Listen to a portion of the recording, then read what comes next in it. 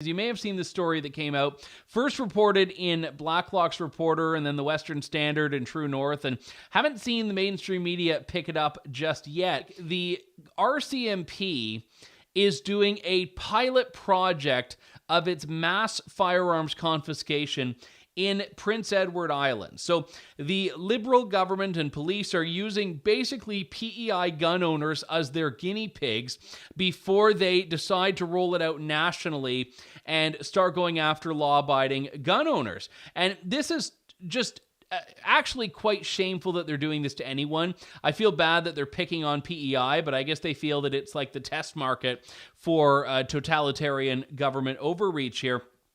But the RCMP is, and actually has already started this in December 2022, going after prohibited firearms, and they're going to produce a lessons learned gaps analysis risk assessment that will inform the national rollout, which is planned for spring 2023.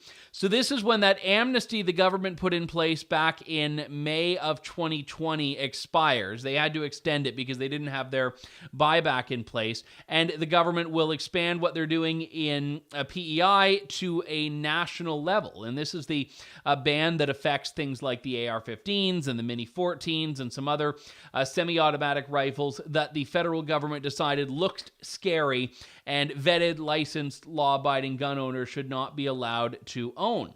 So what's happening here is that the government is putting into effect something that will have no bearing on crime whatsoever. No bearing on gun crime.